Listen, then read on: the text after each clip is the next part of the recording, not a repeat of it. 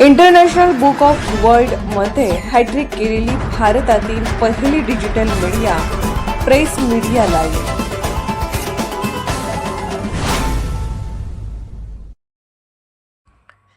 बाहेरून येणारे सावित्रीबाईंसमोर नतमस्तक आणि आतल्या कारभाऱ्यांना मात्र त्यांच्याच विचारांचा विसर. विशेष संपादकीय मेहबूब सरजे खान, मुख्य संपादक प्रेस मीडिया लाईव्ह. पुणे दर्शनची ती लाल बस विद्यापीठाच्या रसायनशास्त्र विभागाच्या चौकात येऊन करकचून ब्रेक दाबते. बसमधून उतरलेले परप्रांतीय आणि परदेशी पर्यटक मान उंचावून ती भव्य ऐतिहासिक मुख्य इमारत पाहतात. तितक्यात एका पर्यटकाची नजर समोरच्या सावित्रीबाई फुलेंच्या पुतळ्यावर पडते.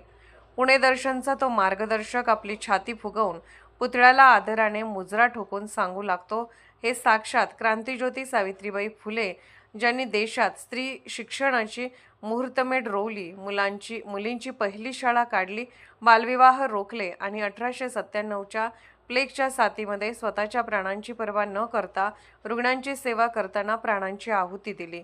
अहो, त्यांचे पती महात्मा ज्योतिराव फुले यांनी तर खडकवासला धरणाला असा अस्सल मालनी मजूर पुरवले की ते धरण आजही ठणठणीत उभे आहे.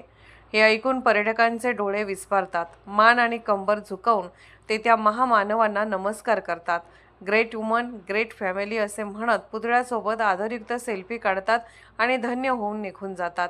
पण हे पर्यटक निघून गेल्यावर विद्यापीठाच्या आवारात खरा पुणेरी तमाशा सुरू होतो. जुलै 2014 मोठ्या उत्साहाने विद्यापीठाचे नाव सावित्रीबाई फुले पुणे विद्यापीठ केले गेले. उद्देश प्रामाणिक होता, पण आज परिस्थिती काय आहे? सावित्रीबाईंच्या नावाचा केवळ स्वतःच्या स्वार्थावर वापर करणाऱ्या काही समाजकंटकांनी या विद्येच्या मंदिराची पार वाट लावून टाकली आहे. ज्यांनी नाव बदलण्याचा अट्टहास धरला ते आज मूग गिळून गप्प बसले आहेत.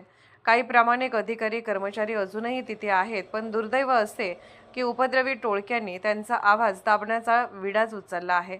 रोज सकाळी वर्तमानपत्र उघडले की विद्यापीठाच्या भलत्याच गोंधळाची नवी बातमी वाचायला मिळते.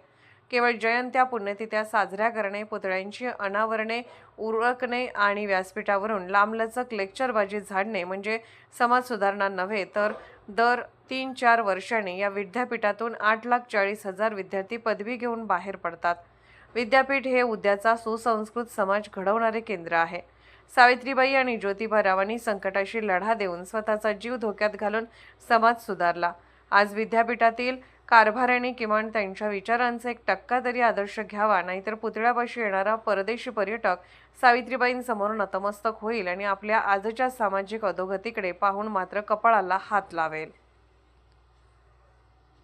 प्रेस मीडिया लाईव्ह न्यूज चॅनलला लाईक करा, शेअर करा आणि सबस्क्राईब करा.